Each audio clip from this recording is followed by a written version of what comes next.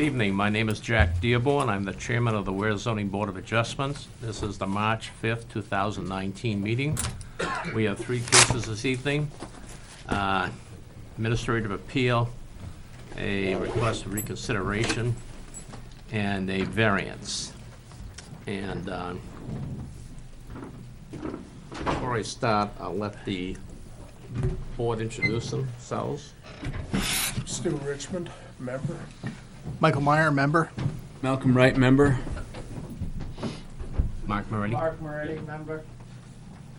Don Rogers, alternate. Gary Shelto, alternate. Thank you. And you forgot. And Bobby Joe, Alternate. a new one. Okay, let me explain how we run the meeting. A typical case, I'll pick on the variance. What I will do is, I will ask, because it's a new one, I will ask the, I would read the outline of the case so people know why we're here. I will then ask the board for a motion to accept the application. Now, the purpose of that is to see if it's reasonably complete, meaning that we have a checklist making sure the information is adequate for us to proceed. And then upon getting a motion and a second, any discussion, then we'll vote on it. And at that point, we will hear the case. Should we find during the process of hearing the case that there's some issues that come up in terms of a defective application, I will stop the meeting. We will ask any points of clarification that might need be. And then, if necessary, we'll ask the applicant to go back, get the information, we'll continue it, if that's the requirement. Once we've accepted the application, I will then ask the applicant to come forwards, and then I will read what the case is about in a little more detail. And then we will go ahead and ask the applicant, assuming there's nobody from the board that has any questions initially, then we'll ask the applicant to come forwards and read the 5 points of hardship, the question, and then read their answer, their testimony. The reason for that is only the people on the board have the application. We want everybody to hear it, whether they're at home or whether they're at in the audience, and it also gives us an opportunity to read it into the record. After the applicant has gone through the 5 points of hardship, I'll ask the applicant to please sit down, at which time I will ask for approving abutters wish to speak. They got to come forward, state the name. Disapproving abutters, any, come forwards. Other boards, public at large. Once that's done, I'll ask the applicant if he wishes to rebut anything that may have been said, and he or she will have an opportunity to sit down, and we'll go around the room one more time. Approving, disapproving, public at large, other boards. After that's done, everybody has 2 shots at it. We will then close the public hearing, I will, and then I will ask for a motion to accept. Always accept. Reason is yes means yes, no means no. It's just simple. So from that perspective, we'll go through all 5 points of hardship on a variance individually, vote on them, ask for motion, second, discussion, then vote. Move to the second, third, fourth, and fifth. After the fifth, in order for a variance to carry, you need to have all 5 pass with at least 3 yeses. So if you get 4 that pass with at least 3 and 1 gets only 2 or 1, you've failed. After that, the only action for the applicant is to consider a rehearing before the board. We will take that upon advisement and vote on whether we rehear the case or not. So that's how we kind of run the meeting. So with that, without any further ado here, we have the first continuation of case 1118, and that is administrative appeal, continuation of George W. Merrill appeal to the planning board decision regarding a driveway approval at map 406 51 51.3 west of River Road in a residential zone. Now, do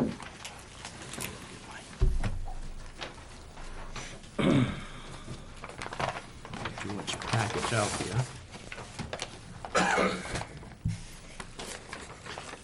And we received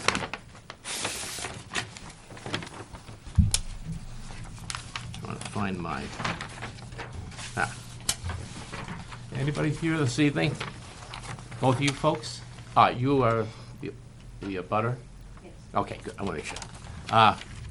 Whoever's here, for Marshall and Company, Bruce Marshall on behalf of George Weare. come up front. We did receive from your office, I guess it was from you, you requested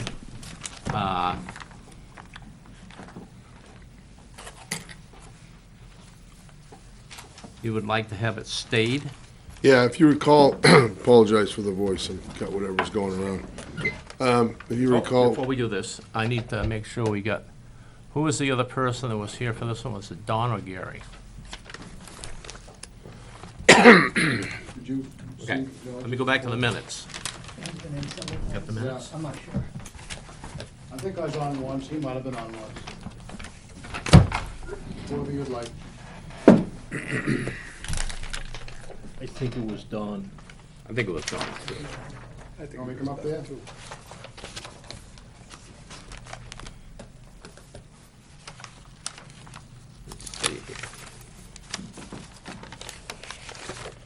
Mr. Moretti was here. You second the motion, so I know you were here. Mr. Myers was here.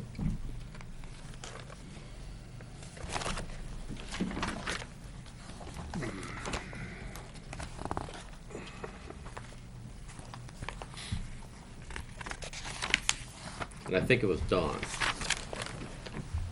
me to come up? Stu. Okay, sorry about that. no worries.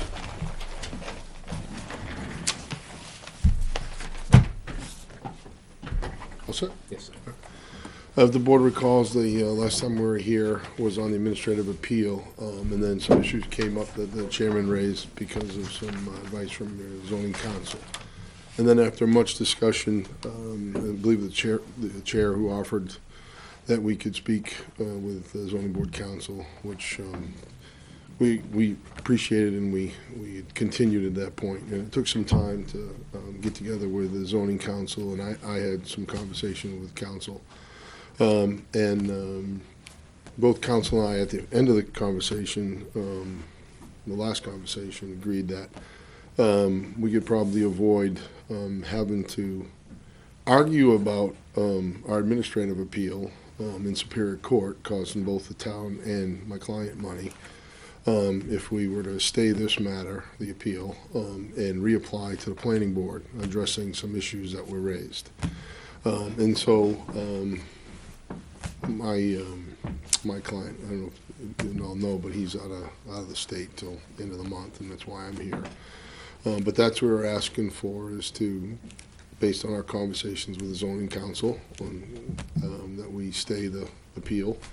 We would only ask for a stay for 6 months, and only 6 months because we're in the winter, and part of the reapplication to the planning board will require some survey work on the ground, based on my conversations with the council for the town. So, and that's what we're asking for.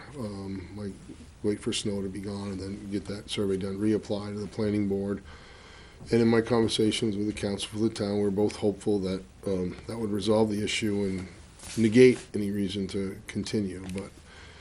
But in doing that, we can't give up the appeal.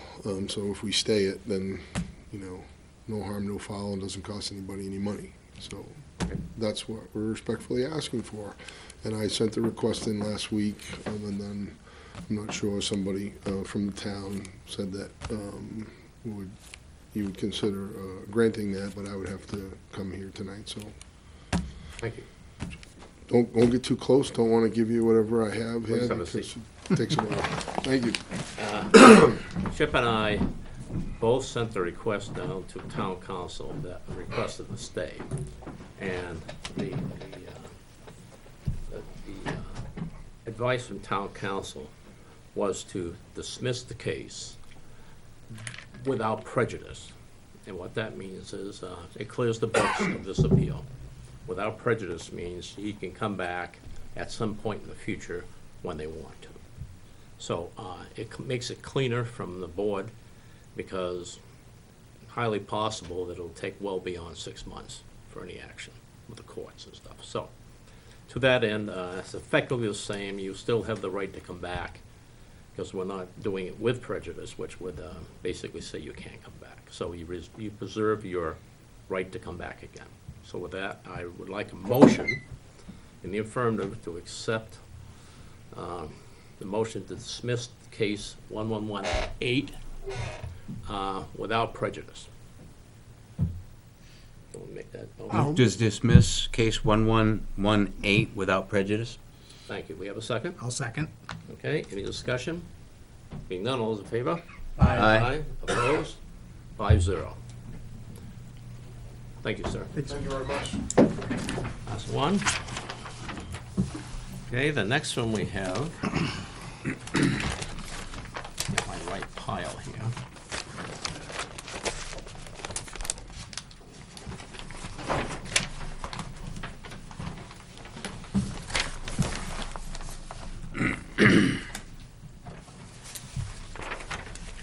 Okay, the second one we have this evening is a request for reconsideration. This case should have come up last month, but we only had 4 members here. And we gave the option to the Mr. Cochran, and he chose to come back when we had a full membership. So to that end, this evening is request for reconsideration of a previous case we decided against the applicant. And it's case number 12-8. This is regarding is appealing the building department's approval of a illegal building at 271 Quaker Street on a non-conforming lot at 271 Quaker Street, map 404-84, in a residential zone.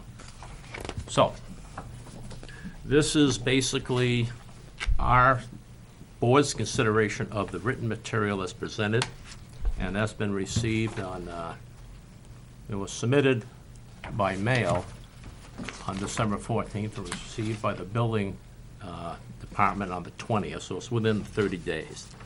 So, Mike, would you like to read the letter so everybody hears what we're doing here? And let me make sure, who was on the board? I have the minutes here somewhere.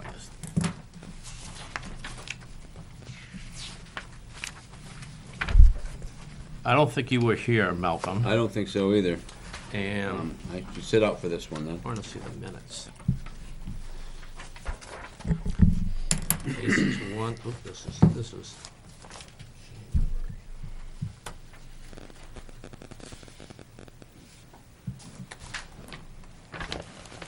That would have been in December, wouldn't it? Myself, Mike, I think Stu, you were here, and I think Gary was here. You here, Gary, for that one? I was here for the last month. They declined Okay. the board. Don, were you here for the one up on Quaker Street?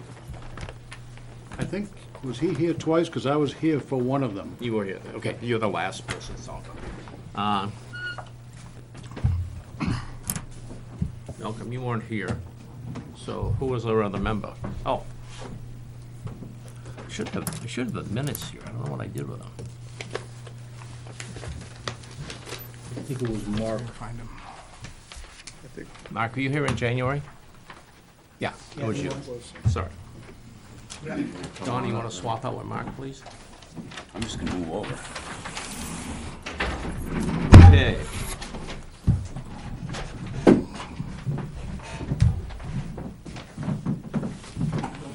You weren't here. It's still a short one. I was switching with Mark. Yeah, I guess, Don, you were here, I'm sorry. Go ahead, Malcolm. You sit down, please. Okay. Don, we gotta have you Want me to here. go up? Yeah, Yeah, Stay. Yeah, I know that. come on in. the minutes are right here. Come on up. Okay. Step right there.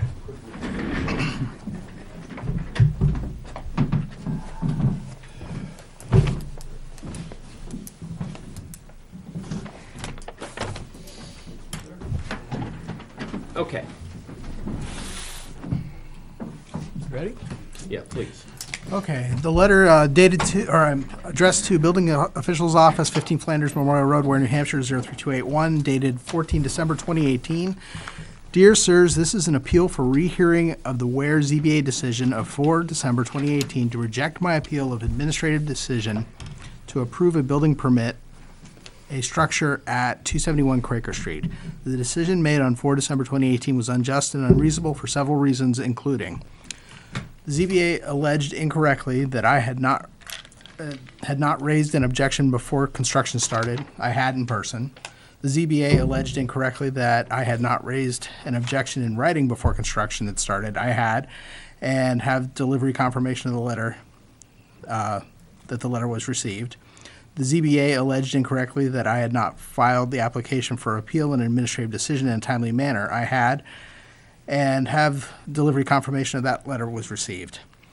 Even if the ZBA was correct that Gil started construction before I contacted the building department, both in person and in writing, such is a counterfactual, would have no impact on the legitimacy of the incorrectly issued building permit. The series of false assertions, even if true, had no place in administrative appeal and were prejudicial and incorrect.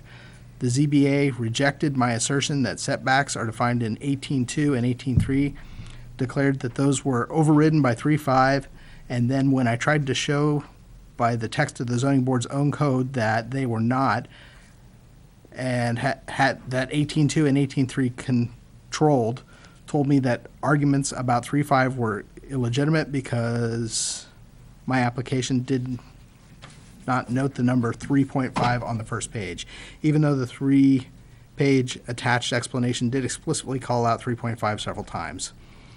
The ZBA did not engage with the substance of my argument that the zoning itself defines the term single-family residence in a way that makes it clear that a barn does not qualify as one, and thus 18.2 and 18.3 apply, not 3.5. Instead, with fingers figuratively in ears, it repeated, all buildings are residences. The ZBA did not engage with the substance of my argument that the building department regulations also define the term single-family residence in a way that makes it clear that a barn does not qualify as one, and thus 18.2 and 18.3 apply, not 3.5.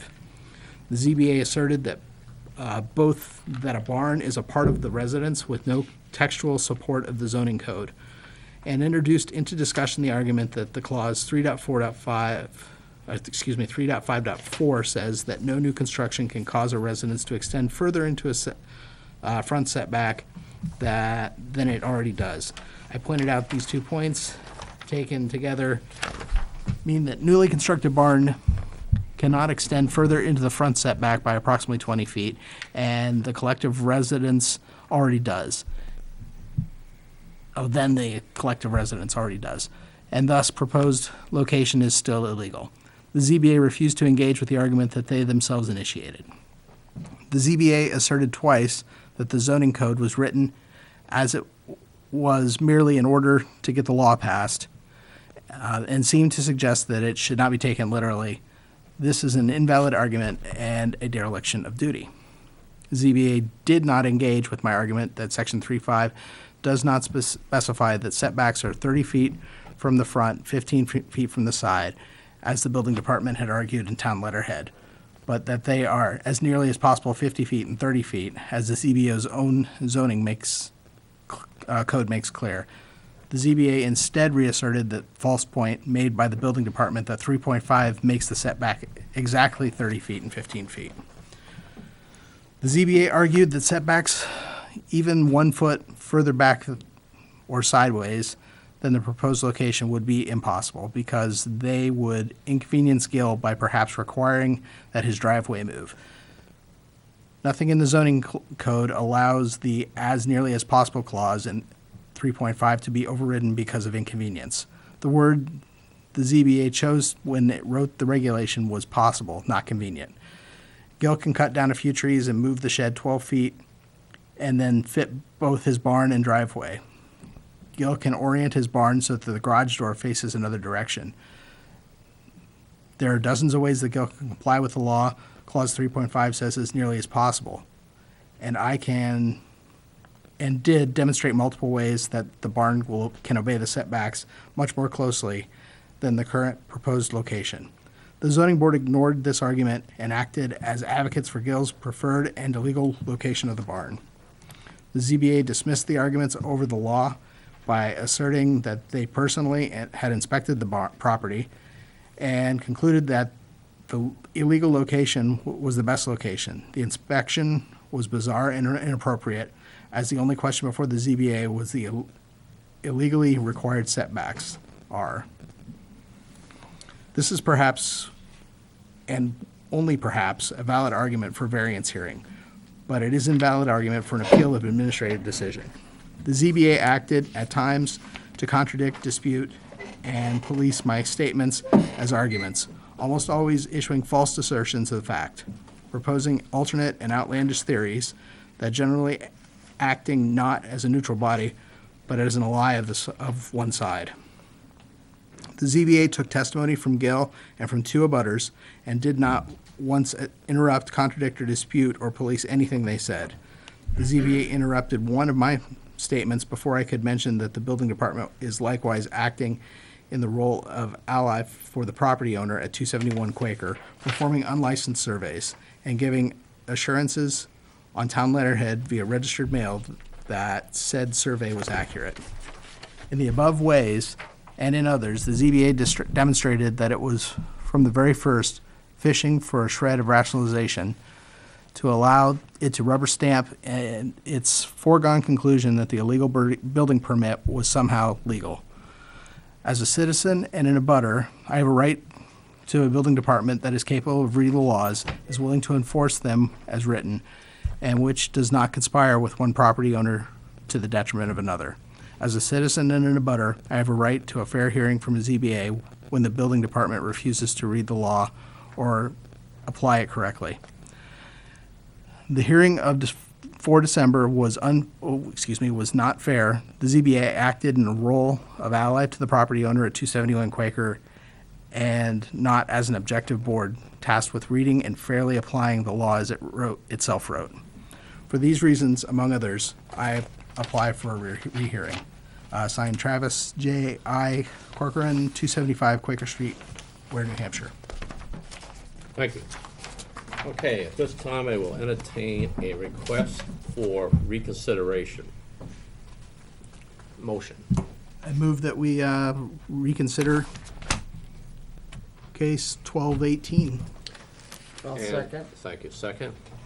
And for discussion, if you vote yes, you consider request for reconsideration, which means they come back again to hear the case. You vote no, you turn down the request for reconsideration. Any other discussion? Being none, all those in favor? Aye. Opposed? Aye, or nay. Nay? Okay, hands. How many want to reconsider the case? How many do not want to reconsider the case? 1, 4, 0. So, case has been turned down for reconsideration. Okay. Moving on to the last one. We have this is the new one. Case 0319, variance, Article 28.9, Terrence and Sandra Murch, 94 Norris Road, tax map 412-220, impact wetland buffer in order to maintain Eversource utility pole. There is a, Request from the floor. Request from the floor. but What's that? I haven't seated the board yet. Okay. I'm in no rush. Just want to make a point that this is a new case. At this time, I'd ask Dawn to step down, please. Let's do it, if you wouldn't mind stepping down. And Malcolm, I'm back, and Mary Jo, and Bobby Joe, you want to come up? I'll leave this. Again. Sorry. Musical chairs. Okay.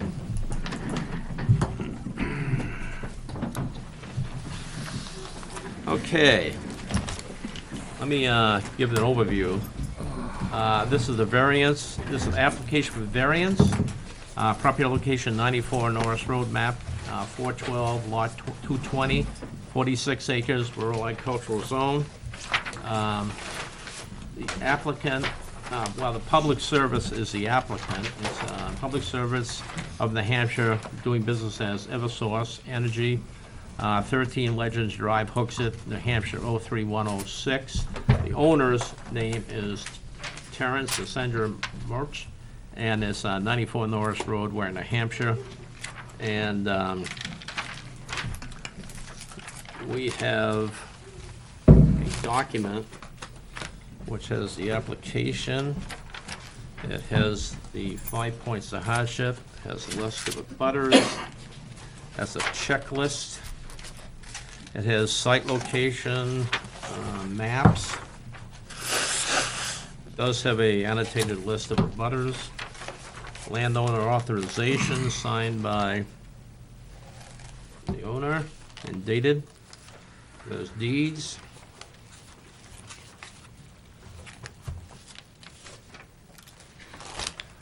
Best practices that are attached. And I think that might be it.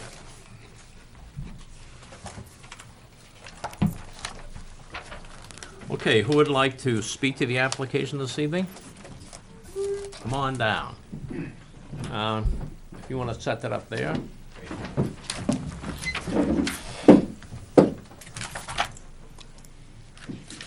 Okay, good evening. My name is Lenny Lord. I'm a soil and wetland scientist for Ty and Bond, representing Eversource as their environmental consultant.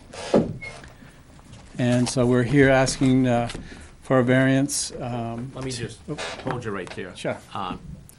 Based on the application that's been presented, could I have a motion to accept the application? Move to accept. I'll second. What application? For case 1319, 319. 0318. Second, we have a second. Discussion being none, all those in favor? Aye. Aye. Opposed? Thank you.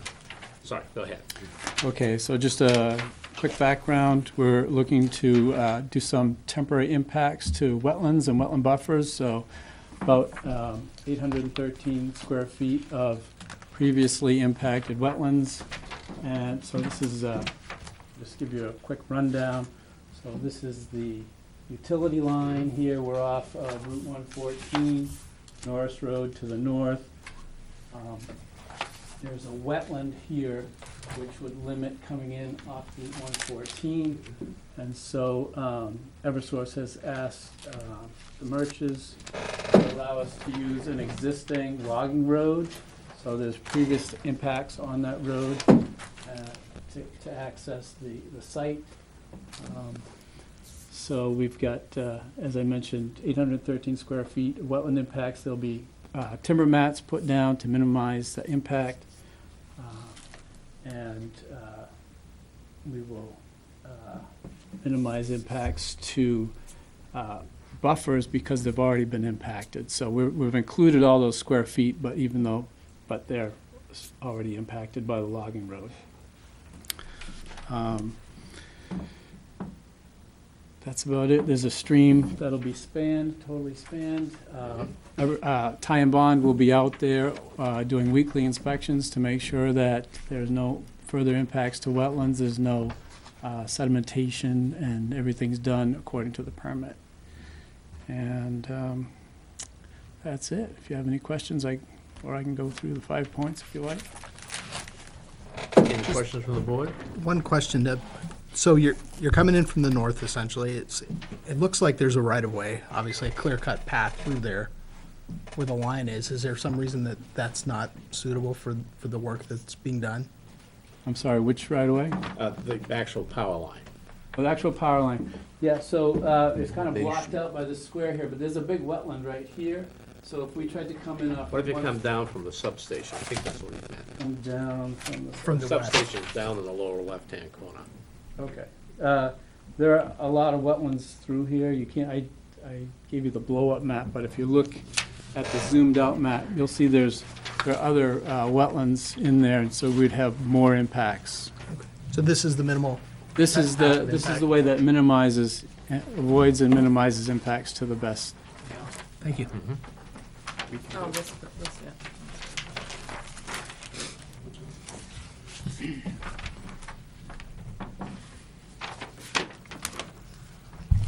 Okay, no other questions? Would you read prong one, the question and your answer, please? Okay, number one, the variance will not be contrary to the public interest. And so our response is replacement of the utility pole is in the public interest because it will ensure public health, safety, and welfare by helping to ensure uninterrupted electrical service. Two, please. Number two, describe how the spirit of the ordinance is observed. The spirit of the ordinance is observed by avoiding and minimizing impacts to wetlands to the fullest extent practicable. Impacts to wetlands and buffers will be temporary. Only one wetland will be directly impacted and will be crossed using wooden mats. Proper erosion controls will be utilized and temporary impacts will be stabilized following construction. Access will be across an existing off right-of-way access route rather than trying to access from South Stark Highway, which would involve crossing a more valuable and sensitive wetland. Erection of the structure will be within an existing maintained easement, and the replacement pole will be installed about 10 feet to the east of existing pole 58 to assure all work stays out of the nearest wetland vegetated buffer, which lies to the west. Number three, please. How substantial justice is done. Substantial justice is done because replacement of the pole will help assure uninterrupted electrical service to the public while complying with the spirit of the ordinance as much as possible. Number four. Number four, please. Yep. Values of surroundings properties are not diminished. This is because all impacts will be temporary, and installation of the structure will be to replace an existing structure within an existing utility corridor. There will be no substantial long-term change to the landscape associated with the construction. Number five, please. A and 5A, literal enforcement of the provisions of the the... question, please. Oh, I'm sorry, you did. Yeah, that's what I'm Not sorry. reading your answer. Yeah, I included, so, part of the question with the answer. So literal enforcement of the provisions of the ordinance would result in an unnecessary hardship. So literal enforcement of the ordinance would prevent replacement of an existing structure needed to ensure reliable energy for the public. Work involves access to and work within an existing utility easement. Aye, please. I, owing to the special conditions identified above, indicate how no fair and substantial relationship exists between the general public purposes of the ordinance and the specific application of that provision to the property. The proposed project will not result in a negative impact to the general public. It will improve the well-being of the general public by providing more reliable electric service while also minimizing impacts to wetlands and their buffers. Aye, please. Aye, owing to the special conditions identified above, please indicate how the proposed use is a reasonable one. And maintenance of an existing electrical power structure within a utility easement while minimizing wetland impacts to access that work is reasonable. Strict application of the zoning restriction would prevent reasonable use and maintenance of the electrical power infrastructure within an existing easement provided for that purpose. B, please. So criteria 5A, 1, and 2 are met, so Read the question, please. read the question. The definition of unnecessary hardship set forth in subparagraph 5 shall apply whether the provision of the ordinance from which a variance is sought is a restriction on use, dimensional, or other limitation on a permitted use or any other requirement of the ordinance. Alrighty. Any questions before I ask for the abutters? Have a seat, please. Okay. Any approving abutters wish to speak this evening? Being none, Disapproving abutters wish to speak this evening? Being none. Other boards? Public at large? Being none? You wish to rebut or anything else? Okay, thank you. At this point, I'm going to close the public meeting down at 8:04. 8:06. And with that said, I would ask for a motion to accept prong one. Move to accept prong one. Thank you. Second? I'll Thank you. Any discussion? Being none, all those in favor? Aye. Opposed? Being none, 5-0. 2, please. Move to accept section 2. Thank you. Second? I'll second. Thank you. Any discussion? Being none, all those in favor? Aye. Aye. Opposed? 5-0. 3, please. Move to accept 3. Thank you. Second? I'll second. Thank you. Discussion? Being none, all those in favor? Aye. Opposed? 5-0. And 4, please. Move to accept 4. Thank you. Second? I'll second. Thank you. Any discussion? Being none, all those in favor? Aye. Opposed? It's 5-0. And Move to 5 is accept 5. entirety. Huh? In its entirety. Yeah, thank you. I'll second. Thank you. Discussion? Being none, all those in favor? Aye. Opposed? 5-0. Heavy variance. That's it. Unless you want to hang around. Thank you. Have a good evening.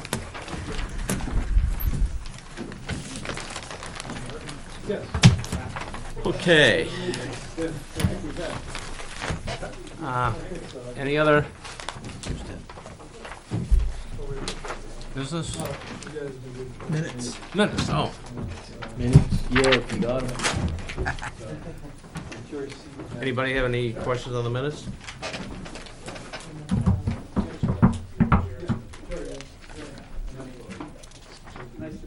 No? Motion to accept the minutes. Which minutes is that, from the February? February 5th. Thank you. Move to accept the meeting minutes, February 5th, 2019. Second? Second. Thank you. Any discussion? Being none, all those in favor? Aye. Aye. Opposed? Thank you. 2 things. First, I want to thank Don and Stu. Stu's been on this thing on and off for 30-plus years, and Don's been on for a term of 3 years. I want to thank them for their efforts they provided to the zoning board over the years. And we have a new member, Bobby Joe, came on board. This is the first one, so thank you all. Motion to, So he's done too? he's gone. Only re-up Stick the a fork CIP? in it. No. I should have checked off ZBA as well, right? Okay, motion to adjourn. Move to adjourn. Thank you. Second, no discussion, all those in favor? Aye. Thank you. Throw off the switch. Hey, Jack. Question. Maybe. How come we've never heard of a variance with these poles before? We were kind of wondering the same thing, too. Well, I saw that tonight. I looked at going it. across the pipe